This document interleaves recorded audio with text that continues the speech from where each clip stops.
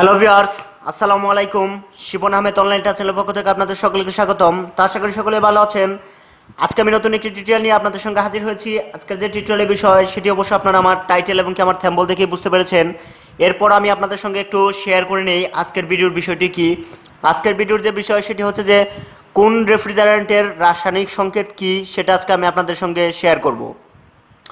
তো বুঝতেই পেরেছেন কোন হিমায়ক বা রেফ্রিজারেন্টের রাসায়নিক সংকেত কি, সেটা আজকে আমি আপনাদের সঙ্গে শেয়ার করব। এই হিমায়কের রাসায়নিক সংকেত এটা আপনাদের জানা অতি বেশি জরুরি, কারণ যে সমস্ত ডিপ্লোমা ইঞ্জিনিয়ার বা টেকনিশিয়ান বাইরে এখানে রয়েছেন, যারা আমার ভিডিওটি এই মুহূর্তে দেখতেছেন, তো তারা অনেকেই হয়তো বা জানেন না, আবার অনেকেই হয়তো বা জানেন। তো যারা জানেন না, আজকে ভিডিওটি তাদের জন্য অনেক বেশি উপকৃত হবেন তারা। কারণ আপনি যদি নতুন কোনো চাকরিতে জয়েন করতে যান বা কোথাও ইন্টারভিউ দিতে যান, তাহলে অবশ্যই আপনাকে হিমায়কের অর্থাৎ রেফ্রিজারেন্টের রাসায়নিক সংকেতগুলো প্রশ্ন করবে। আর যদি আপনি সেই প্রশ্নগুলোর উত্তর না দিতে পারেন, তাহলে কিন্তু আপনি বুঝতেই পারছেন যে আপনার চাকরি হচ্ছে না। আর যদি আপনি এই উত্তরগুলো সঠিকভাবে দিতে পারেন, তাহলে অবশ্যই আপনি বুঝবেন যে আপনি ভালো পারফর্ম করেছেন, তো চাকরিটি আপনি পেতেই পারেন বা আপনি আশা করতেই পারেন। তো ডিয়ার ভিউয়ার্স, এখানে আরও একটি কথা বলে নেই, যারা এই রেফ্রিজারেশন অ্যান্ড এয়ার কন্ডিশনিং এর কাজ সম্পূর্ণভাবে শিখে যারা বিদেশে যেতে চান বা বড় কোনো পোস্টে জব করতে চান, তাহলে তাদের অবশ্যই এই হিমায়কের রাসায়নিক সংকেত অবশ্যই জানতে হবে। তো ডিয়ার ভিউয়ার্স, এই রাসায়নিক সংকেতগুলো আপনারা রেফ্রিজারেন্ট সিলিন্ডারের গায়েও কিন্তু পাবেন। তো ডিয়ার ভিউয়ার্স, দেখুন আমি আপনাদেরকে এগুলো দেখানোর জন্য একটি চার্টের এখানে ব্যবস্থা করেছি। এই চার্টটি প্রথমে আপনাদেরকে একটু উপরে লেখাটা দেখে নিন, যে অধিক ব্যবহৃত রেফ্রিজারেন্টের রাসায়নিক সংকেতগুলো দেখুন। তো যে রেফ্রিজারেন্টগুলো আপনারা অধিক বেশি ব্যবহার করেন বা ব্যবহৃত হয় প্রত্যেকটি সিস্টেমে, তো সেই রেফ্রিজারেন্টগুলোরই রাসায়নিক সংকেত আমি এখানে তুলে ধরেছি। এর বাহিরেও আরও অনেক রেফ্রিজারেন্ট রয়েছে এবং কি সেগুলোরও রাসায়নিক সংকেত রয়েছে। তো আমি সেগুলো সবগুলো দেখাইনি, এখানে এমন রেফ্রিজারেন্টগুলো দেখিয়েছি যে রেফ্রিজারেন্টগুলো আপনারা সব সময় ব্যবহার করেন বা কাজ করে থাকেন। তো ডিয়ার ভিউয়ার্স, এখানে আমি আপনাদের এই চার্টটি সম্পূর্ণ বুঝিয়ে দিচ্ছি এবং কি দেখাচ্ছি। দেখানোর আগে ছোট্ট একটি রিকোয়েস্ট আপনাদের কাছে করে নেই, সেটা হচ্ছে যে যারা এখনও আমার চ্যানেলটি সাবস্ক্রাইব করেন নাই, তারা এখনই আমার চ্যানেলটি সাবস্ক্রাইব করে নিন। আর আমার ভিডিওটি যদি আপনাদের ভালো লেগে থাকে, তাহলে অবশ্যই লাইক দিবেন, কমেন্ট করবেন এবং কি শেয়ার করবেন। তো ডিয়ার ভিউয়ার্স, চলুন আমরা শুরু করে দেই।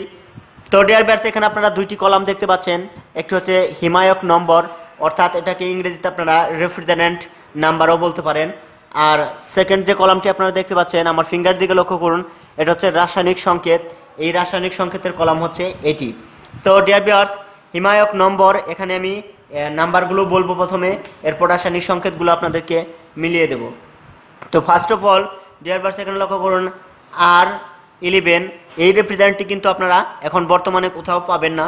তো এই রেফ্রিজারেন্টটি না পেলেও আপনারা কিন্তু এই রেফ্রিজারেন্টের অনেক কিছুই আপনারা পাবেন। তো এই রেফ্রিজারেন্ট সম্পর্কে আপনাদের অবশ্যই ধারণা থাকতে হবে পর্যাপ্ত পরিমাণে। তো ডিয়ার ভিউয়ার্স, R11 এর রাসায়নিক সংকেত হচ্ছে, এখানে আপনারা দেখতে পাচ্ছেন CCl3F, এটি হচ্ছে এর রাসায়নিক সংকেত।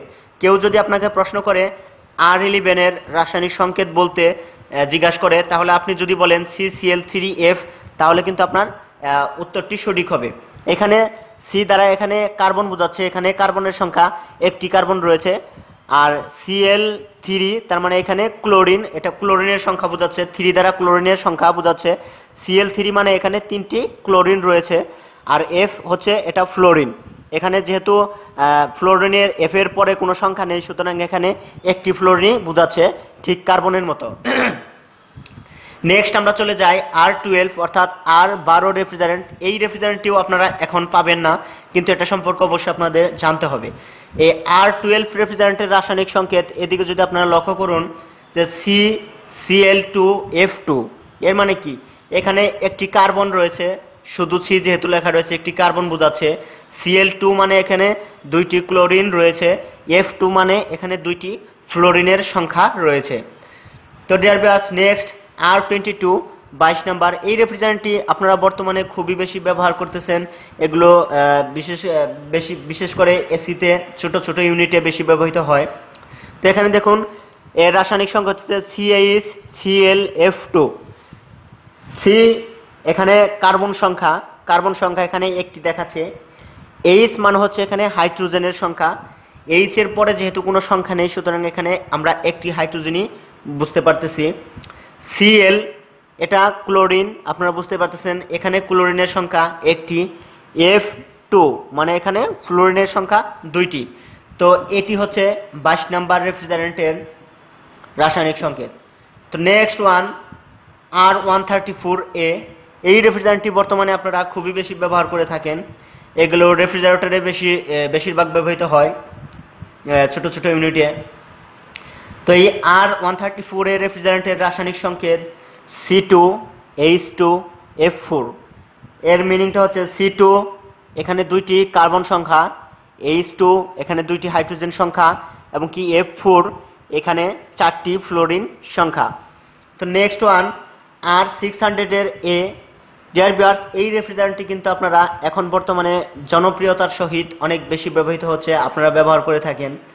এই রেফ্রিজারেন্টের রাসায়নিক সংকেত হচ্ছে C4H10, অর্থাৎ কার্বন রয়েছে 4টি, H10 মানে এখানে হাইড্রোজেন সংখ্যা রয়েছে 10টি। তো নেক্সট R32, এই রেফ্রিজারেন্টটিও 22 নম্বর রেফ্রিজারেন্টের বিকল্প হিসাবে বর্তমানে খুবই বেশি জনপ্রিয়। তো এই রেফ্রিজারেন্টটি সামান্য একটি ফ্লেমেবল। এই রেফ্রিজারেন্টের রাসায়নিক সংকেত হচ্ছে CH2F2, কার্বন সংখ্যা এখানে একটি, H2 মানে হাইড্রোজেন সংখ্যা দুইটি, F2 মানে ফ্লোরিন সংখ্যা দুইটি। তো নেক্সট R502 অর্থাৎ 502 রেফ্রিজারেন্টের রাসায়নিক সংকেত CH2Cl F2। সি কার্বন সংখ্যা একটি, হাইড্রোজেন সংখ্যা একটি, ক্লোরিন সংখ্যা একটি, ফ্লোরিন সংখ্যা দুইটি। ডিয়ার ভিউয়ার্স, নেক্সট এখানে আপনারা লক্ষ্য করুন R717 অর্থাৎ R717 রেফ্রিজারেন্টের রাসায়নিক সংকেত NH3 অর্থাৎ অ্যামোনিয়া। নাইট্রোজেন সংখ্যা একটি, হাইড্রোজেন সংখ্যা এখানে 3টি। তো নেক্সট R123, এই রেফ্রিজারেন্টের রাসায়নিক সংকেত হচ্ছে এটি, এখানে C2HCl2F2 অর্থাৎ C2 কার্বন সংখ্যা দুইটি, H হাইড্রোজেন সংখ্যা একটি, Cl2 ক্লোরিন সংখ্যা দুইটি, F3 ফ্লোরিন সংখ্যা 3টি। তো লাস্ট ওয়ান আপনারা এখানে দেখতে পাচ্ছেন He ব্লান্ট। He ব্লান্টের রাসায়নিক সংকেত C3H8, আপনারা এটাও বলতে পারেন, অর্থাৎ এখানে কার্বন সংখ্যা 3টি, হাইড্রোজেন সংখ্যা 8টি। আমি প্লাস দিয়ে আরেকটি দিয়েছি C4H10, আপনারা এই সংখ্যাটিও বলতে পারেন।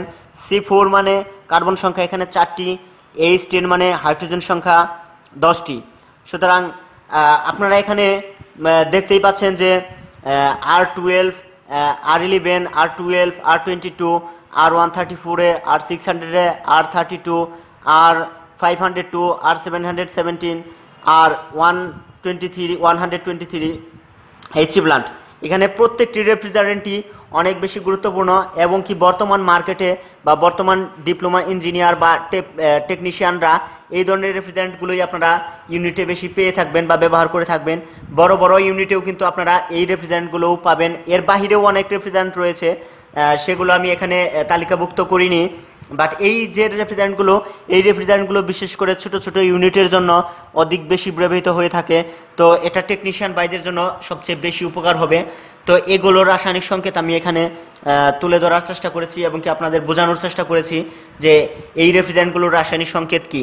এই রাসায়নিক সংকেতগুলো অবশ্যই আপনাদেরকে জানতে হবে যদি আপনি ভালো কোনো পজিশনে যেতে চান, বা আপনি কোনো ভালো জব করতে চান, বা আপনার নলেজটাকে আরও বেশি গ্রোথ করতে চান বা বাড়াতে চান, তাহলে অবশ্যই আপনাকে এই সমস্ত নলেজ আপনাকে থাকতে হবে।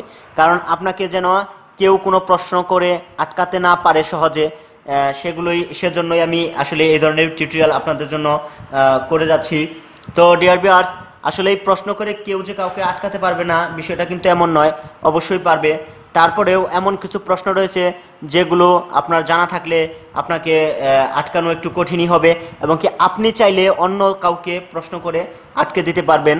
তো ডিয়ার ভিউয়ার্স, আশা করি আপনাদের ভালো লেগেছে, ভালো লাগবে। আর আপনাদের যদি এগুলো ভালো লেগে থাকে তাহলে অবশ্যই আপনারা কমেন্ট করে জানাবেন, কারণ আপনাদের প্রত্যেকটি কমেন্ট কমেন্ট আমার কাছে অনেক বেশি গুরুত্বপূর্ণ।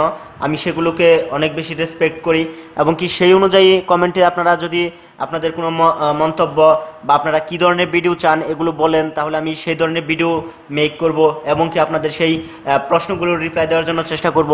তো এই বলে এখানে আমি বিদায় নেব। বিদায় নেওয়ার আগে সকলের কাছে আমি আবারও ক্ষমা চেয়ে নিচ্ছি, এই কারণেই যে প্রত্যেকটি ভিডিও করতে গেলে আসলে আমার অনেকটাই ভাষাগত ভুল হয়ে থাকে বা আরও অন্যান্য অনেক ভুল হয়ে থাকে।